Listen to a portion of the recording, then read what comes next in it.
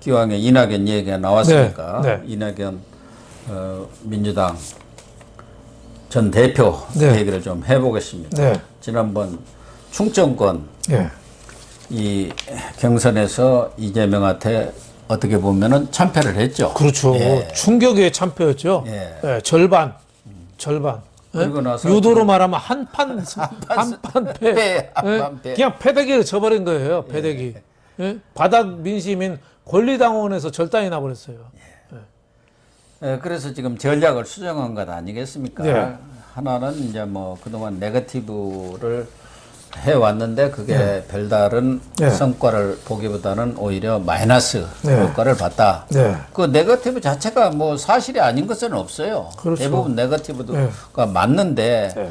역시 우리 국민들이 지금도 여권이 그렇게 정치공작 네거티브를 하고 있지만 네. 아마 국민들의 판단은 다른 것처럼 여기에서도 그렇게 드러난 거 아닙니까? 네. 이제 우리가 그나마 어떻게 보면 선진국의 대열에 섰다는 데서 후진 그 네거티브나 하고 이런 것에 대해서 국민들이 저평가를 하고 타깃이하는 거예요. 그렇죠. 네거티브를 하려면은 확실한 한방을 하든가. 예. 그냥 국민들이 좀 아는 거 이걸 자꾸 했거든요. 그러니까 제대로 그걸 못한 거죠. 그리고 네거티브가 약하면은 내 공약이라도 확실해야 되는데 이낙연 공약이 난 뭔지 모르겠어요. 성남공항에다가 아파트 7만 가구 짓는다는 거 그거 하나 빼놓으면 뭐 생각나는 게 없어요. 그러니까 친문 여기 눈치 보다가 보니까 고구마 발언만 한 거죠. 그러니까 이낙연 말을 들으면은 저기 식용유에다가 마요네즈 타가지고 한 사발 들이키는 그런 기분? 네. 어쨌든 충청권에서 참패를 경험하고 더군다나 뭐 그동안 혹시 단일화 가능성을 두었던 기대했던 정세균마저 네. 완주를 하겠다 이런 상황이니까 이제 절박한 상황 아니겠습니까? 그렇죠. 그래서 전략을 수정하는데 네거티브는 좀 줄이고 또 어제 광주로 달려갔지 않습니까? 광주가 한 25만 명의 또 당원들이 있기 때문에 거기 가서 지금 배 수준을 친 거 아니겠어요? 그렇죠. 한 30% 권리당원이 저 호남 쪽에 있는 거죠. 그래서 마지막에 그 뭐 불효자는 옵니다. 기자회견하면서 눈물 돌렸죠. 절실하게. 근데 저는 하려면 좀 빨리 하든가. 지금 네. 의원직 사태를 네. 전격 사태를 지금 네. 내걸었지 않습니까? 네. 일종의 승부수죠. 배 수준을 친 거라고 봐야지 않겠습니까? 지금 8일부터 그러니까 어제부터 64만 명에 대한 1차 일반 국민선거인단 이 투표에 들어갔기 때문에 여기가 그렇죠. 결정적인 승부처지요. 그렇죠. 이게 이제 1차 발표가 되면은 대선은 거의 끝난 거죠. 끝난다고 봐야 하지 않겠습니까? 그러니까 지금 의원직까지도 내던지고 아주 그냥 최후 승부를 보자 그런 생각 아닌가요? 그렇죠. 오죽 답답했으면 그렇겠어요. 지금 뭐 민심에서는 완전히 이낙연한테 등을 돌리고 이재명한테 완전히 몰리고 있고 희망이 없다고 봐야죠. 그러니까 마지막에 이제 저렇게 민심에 호소하는 건데 그럼에도 불구하고 저는 시기도 좀 많이 늦었고 국회의원 한 사람 카드 던진다고 그렇게 감동이 올까요? 예, 제가 보기에는 그러니까 나는 국회의원 던졌는데 이재명은 아직도 경기도지사 하니까 저 참 나쁜 놈입니다. 이 얘기하고 싶은 거죠. 또 하나는 민주당 후보가 도덕적으로 문제가 많아도 좋다는 발상이 어떻게 가능하냐. 그러니까 이재명 도덕적으로 참 나쁜 친구인데 저런 사람을 민주당이면은 DJ 노무현 계승한 5.18 정신을 계승한 민주당에서 어떻게 저런 도덕 파탄자를 뽑아줄 수 있느냐. 그게 민주주의 가치하고 맞느냐 맞느냐 그거죠. 네. 근데 이번에는 이낙연이가 잘 생각해야 되는 게 이재명이가 좋아서 뽑는 게 아니라 이낙연이가 못해서 가는 거예요.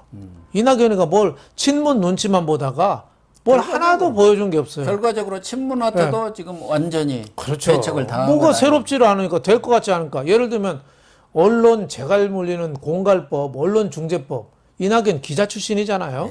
근데 그런 독재법에 앞장서고 있어요. 예. 그러니까 이낙연은 제가 보기에서 아무리 그 사표 내고 눈물 흘린다고 해도 소용이 없고 저거는 저 사업하다가 저 절단 나서 카드비 쌓여 있으니까 아버지 집 팔아서 저 카드비 좀 갚아주세요. 저는 이 정도 수준이라고 봐요. 그냥 울고 땡깡 부리는 거다 이런 정도로 보고. 그래서 만약에 효과가 있으려면 방법은 딱 하나입니다. 이낙연 캠프에 있는 국회의원 모두 다 사표 내는 거예요. 예. 그래서 만약에 이재명 같은 사람을 뽑는 민주당이라면은 우리 이 당에 있을 가치가 없다. 근데 뭐 사표 낸다고 뭐 받아줍니까? 그렇죠. 뭐 안 국회에서 하겠죠. 의결을 자기들이 예, 해야 하는데. 하여튼 그 정도. 아니 지금 윤희숙 의원 사퇴를 하겠다는데도 안 돼 하고 있지 않습니까? 당신 사퇴하면 우리도 또 몇 사람이 헐섯이 사퇴해야 해. 그렇죠. 그러니까 안 하고 있는데요, 뭐. 이제 이낙연 캠프에서 그 정도 쇼라도 보여주지 않을 각오면은 그 아무 의미가 없다 이거죠. 찻잔 속에 태풍보다도 못하다 이거죠. 어쨌든 이재명 측에는 뭐 친문의 전재수 의원 등 여러 사람들이 계속 지금 영입을 하면서 세를 불리고 있는 건 사실 아닙니까?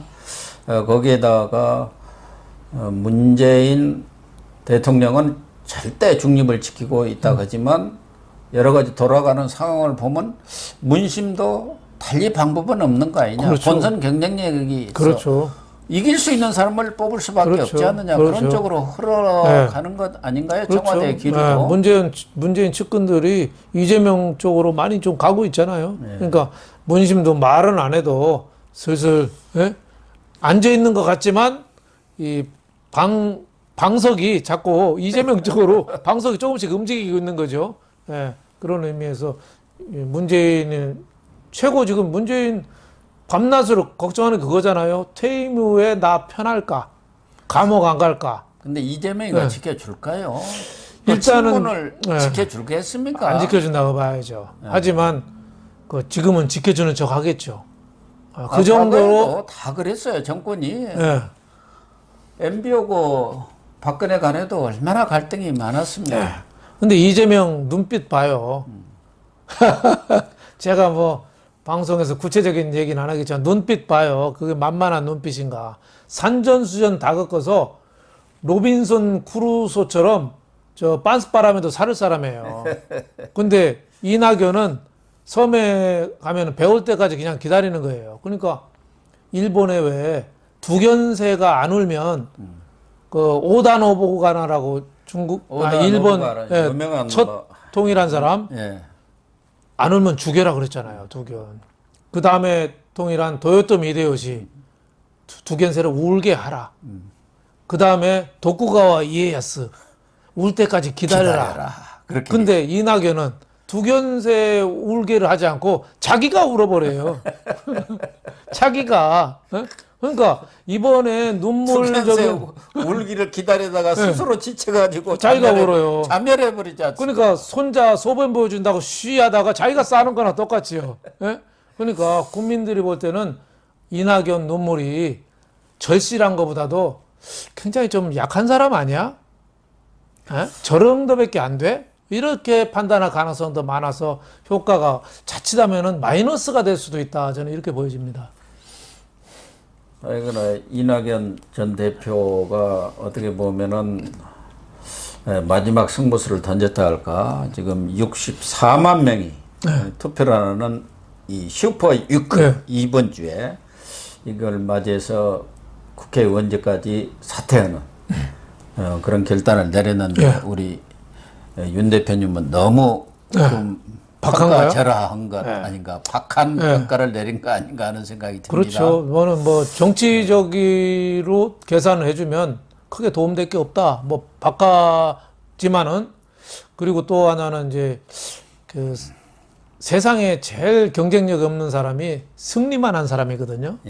이낙연 대표는 국회의원도 편하게 했고 도지사도 편하게 했고 당대표도 편하게 했고 한 번도 실패한 적이 없어요.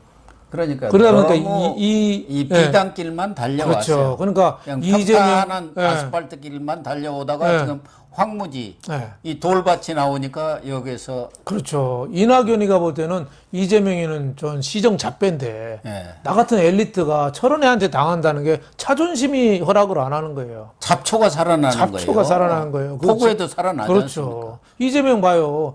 지금 재난지원금 88% 준다고 하는데 실제 해보니까 84%밖에 안 된다잖아요. 나머지 사람들은 화가 났거든요. 강남 사람들 한 절반도 못 받아요. 예, 저 사는 동네도 54%밖에 못 받더라고요. 근데 이재명은 카톡이 오더라고요. 좀만 더 기다리라고. 예, 물론 뭐 재난지원금 빨리 준다는 뜻은 안 했지만 경기도에서 그럴 정도로 계속 메시지를 보내니까 아, 저게 이재명의 경쟁력이구나. 뭐 이런 생각이 좀 들었습니다.